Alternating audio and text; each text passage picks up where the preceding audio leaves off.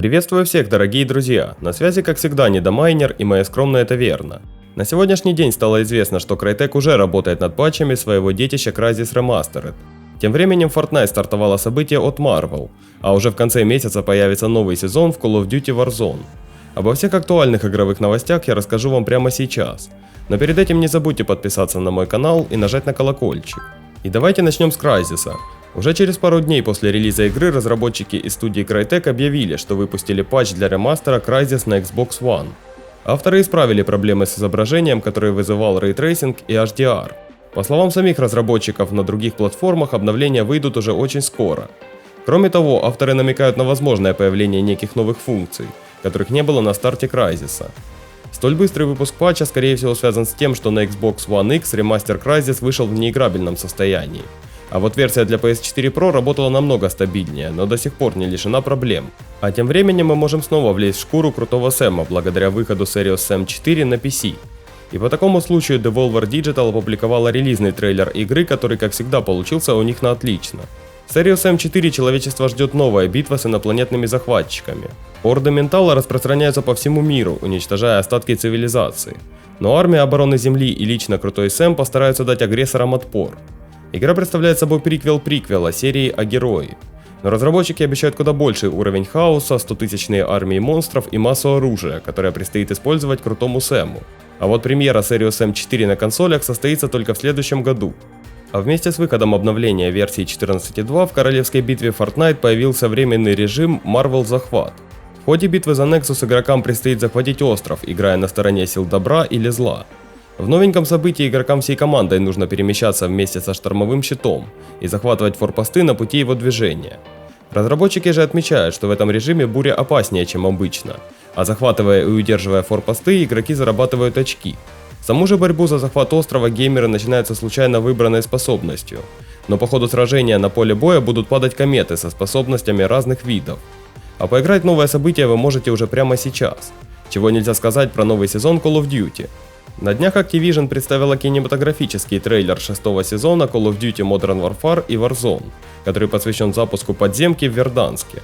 Главную роль в ролике исполняет Фара из сюжетной кампании. Судя по всему, она и станет основным оперативником нового сезона. Фара скрытно убивает наемников, которые прочесывают метрополитен в поисках напарника героини. В итоге героям удается запустить электричество и подключить станции, которые построили по окраинам всего города. Сама же Фара прибыла в Верданск в поисках Имрана Захаева, которого девушка и планирует убить. Шестой сезон начнется уже 29 сентября, а другие детали операции должны представить в ближайшее время. А тем временем Rocket League официально стала условно бесплатной игрой, благодаря чему пользователи Epic Game Store еще и могут получить приятный бонус в виде скидочного купона на 650 рублей при покупке от 899 рублей. Талон дают при активации бесплатной версии аркады в Epic Game Store до 23 октября. А использовать его надо до 1 ноября. Кстати, у каждого может быть два купона, если один остался с летней распродажи магазина. Но, к сожалению, их нельзя использовать одновременно. Стоит также отметить, что теперь игру нельзя купить в Steam, но ее обладатели смогут продолжить играть и получать весь свежий контент. А на PS4 для доступа к мультиплееру теперь не требуется подписка PS Plus. Но на Xbox One все еще нужна подписка Xbox Live Gold. Плюс ко всему, подписчики PS Plus получили бесплатный набор, куда входят 4 предмета для тюнинга. Вдобавок ко всему, аркада теперь поддерживает не только кроссплей, но и кросс-прогресс. Игроки теперь могут переносить свой прогресс на другие системы. Конечно же, кроме эксклюзивного контента для нынешней платформы, вроде машин в стиле Gears of War на Xbox One. Ну а если вы так и не приобрели Rocket League ранее, то сейчас самое время попробовать этот отменный футбол будущего. А Sony наконец-то прокомментировала ситуацию вокруг обновления оригинального Человека-паука для PS5. И худшие опасения, увы, подтвердились. Владельцы оригинала на PS4 не смогут получить ремастер бесплатно, а также не смогут обновиться до него за деньги. В момент запуска PlayStation 5 ремастер будет доступен только в составе ультимативного издания Miles Morales и обойдется игрокам 5499 рублей. Но не стоит унывать, ведь оригинальную версию для PS4 можно запускать по обратной совместимости на PlayStation 5. При этом покупатели Майлза на PS4 в комплекте получат версию и для PS5. О совместимости сохранений между двумя версиями новинки Sony пока ничего не сообщила, но уже известно, что сейвы первой части на PS4 не подойдут для ремастера на PS5. Sony также подтвердила, что пока не планирует продавать ремастер первой части отдельно от ультимативного издания Майлза. Сама же обновленная версия старого Человека-паука сможет похвастаться множеством нововведений из Майлза, включая поддержку рейтрейсинга и 60 кадров, а также графические улучшения вроде обновленных моделей персонажей, новых анимаций и увеличенной дальности прорисовки объектов. Вдобавок в ремастере будет моментальная загрузка, 3D-аудио и особенности геймпада DualSense на пару с 3 новыми костюмами супергероя, свежими трофеями и нововведениями в фоторежиме. Также на днях фирма SuperData опубликовала отчет по мировым показателям игр в цифровых сервисах за август 2020 года. Ежегодные результаты выросли на 16%, до 10,8 миллиардов долларов. Особенно хорошо себя показали консоли с ростом от года к году 88%. Лидером чартов для PC ожидаемо стала Fall Guys, которая показала лучший старт для платформы с мая 2016 года, когда вышла Overwatch. Выручка проекта за август составила 185 миллионов долларов при тираже 8,2 миллионов копий, а на PS4 ее раздавали бесплатно по PS Plus. Также стало известно, что Horizon Zero Dawn также отлично показала себя на PC. Стартовый тираж составил 716 тысяч копий, что сравнимо с третьим Ведьмаком. И это по числу даже больше, чем Assassin's Creed Odyssey и Death Stranding. Впрочем, игра не попала в топ-10 платформы, но результаты все равно впечатляют.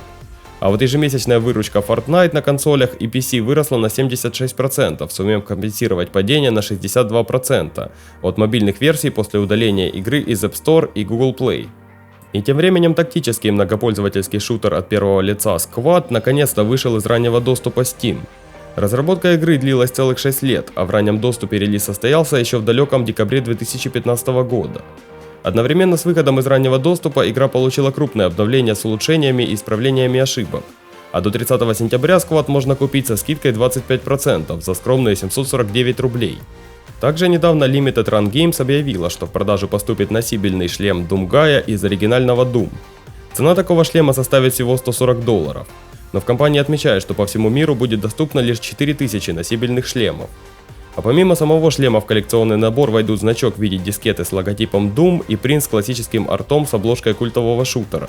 Продажи набора начнутся уже сегодня, 25 сентября. А разработчики Naughty Dog решили переименовать день вспышки вируса, который в мире The Last of Us приходится на 26 сентября. Авторы выпустили обращение, в котором отметили, что последние 7 лет этот день был отличным поводом отметить любовь сообщества к игровой вселенной. Однако с учетом ковида они посчитали неуместным оставлять старое название. Поэтому в дальнейшем этот день будет называться Днем The Last of Us, тем самым отражая не только мир вокруг, но и растущее число его новых поклонников, которое увеличилось после выхода The Last of Us 2. Скорее всего, 26 сентября нам раскроют подробности о мультиплеере сиквела, который мы пока не видели, или сериале от HBO. А возможно, речь пойдет о версии второй части для PS5. В любом случае, ждать осталось уже недолго. И на этой прекрасной ноте игровые новости подходят к концу. Если вам понравился ролик, то не забудьте поставить ему лайк. А я хочу напомнить вам, что вы можете задать любой интересующий вас вопрос по железу в комментариях или в сообщениях моей группы в ВК. Спасибо всем, кто ставит лайки и подписывается на мой канал. До скорых встреч, друзья!